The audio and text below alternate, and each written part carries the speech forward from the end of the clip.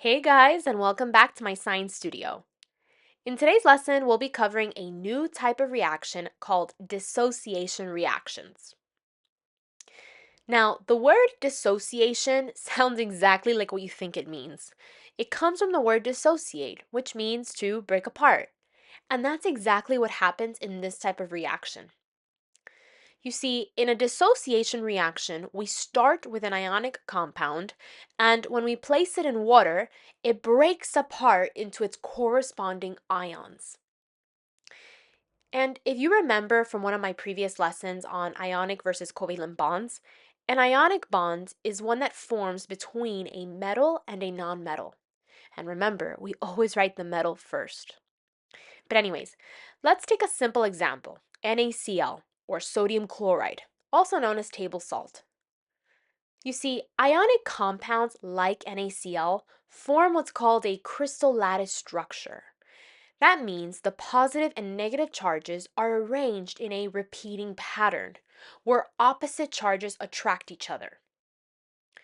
So here I have a model of NaCl. The sodium ions are positive, hence Na plus, and the chloride ions are negative, or Cl minus. And each Na plus is attracted to the surrounding Cl minus ions, and that pattern continues throughout the solid. Now here's the important part.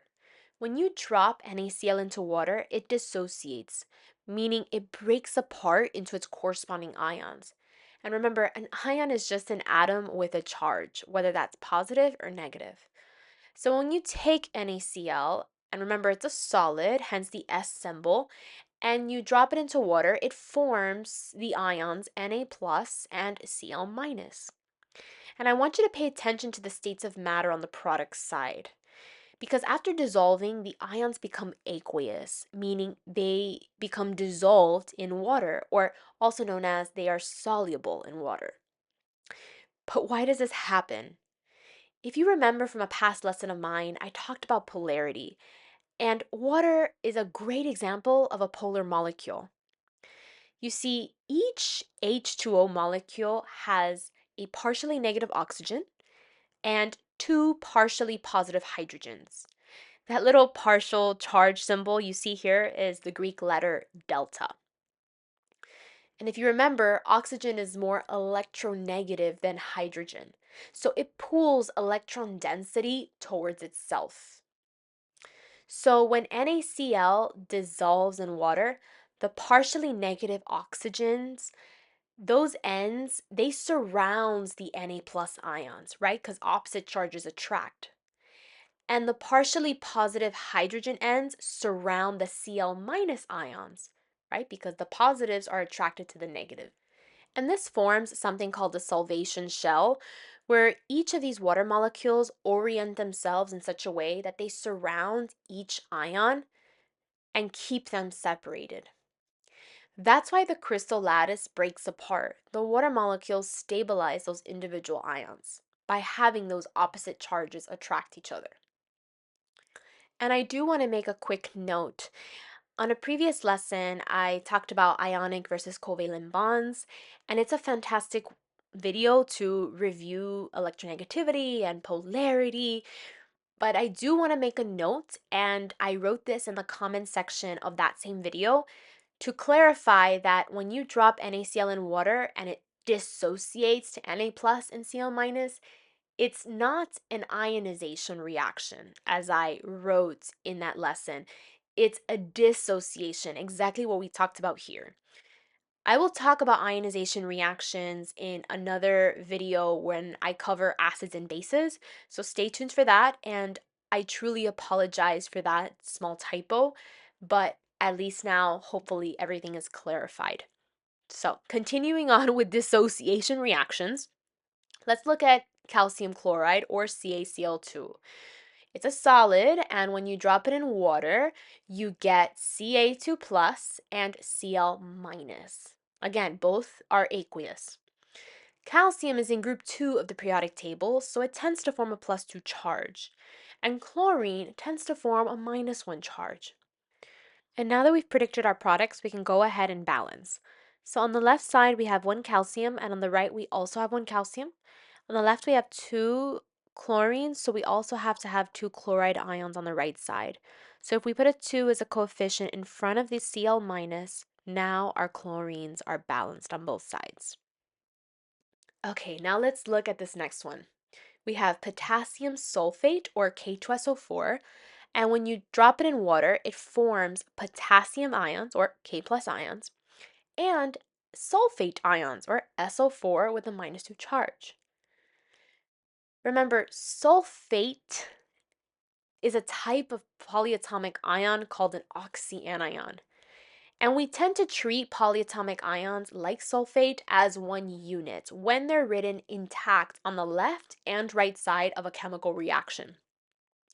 And if you need a quick refresher on oxyanions or how to name them like sulfate, I highly recommend you check out my lesson on oxyanions.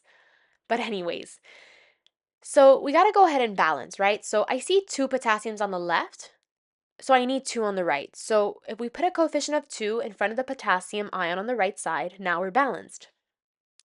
On the left, we have one sulfate ion, and on the right, we also have one sulfate. So we're good.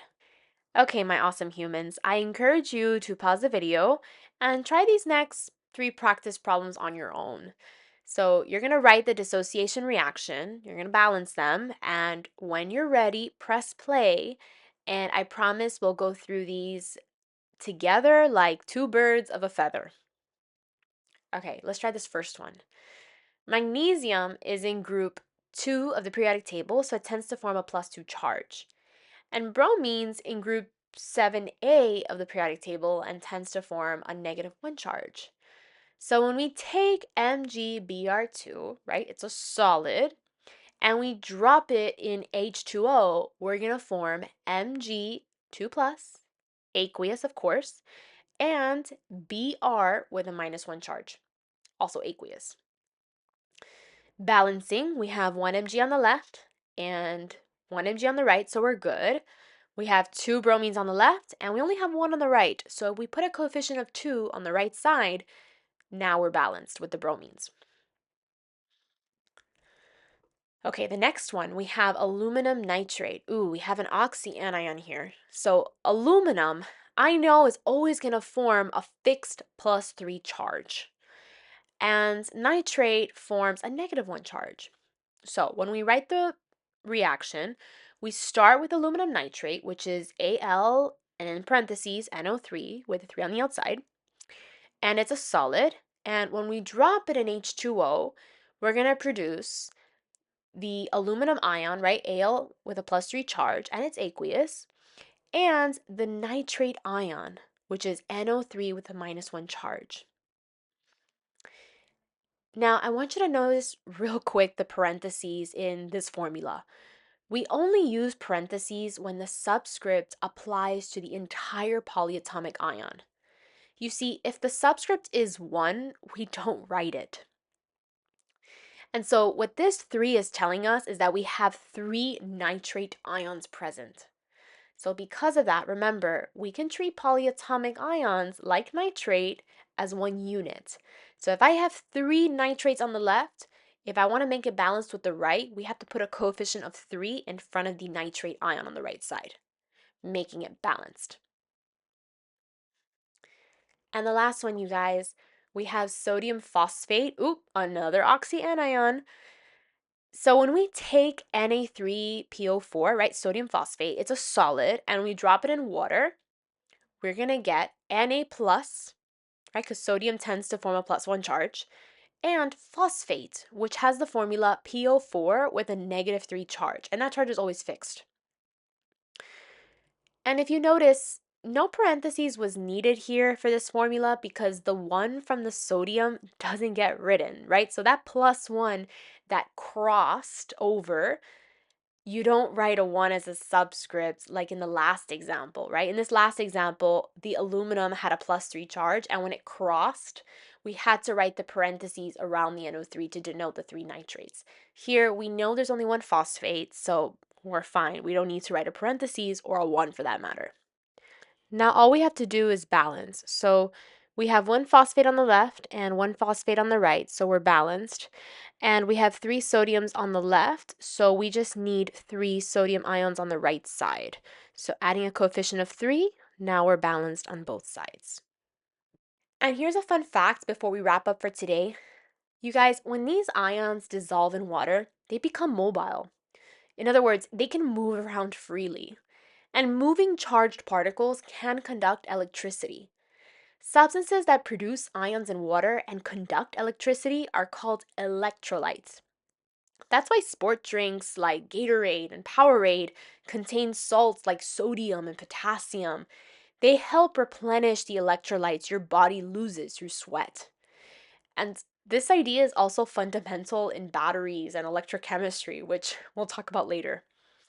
But anyways, thank you guys so much for watching. If you found this video helpful at all, please don't hesitate to like and subscribe. It really helps support my channel. And don't forget to check the description box below for free worksheets that go along with this lesson so you can practice these problems with me. I'll see you in the next lesson, but until then, happy studying!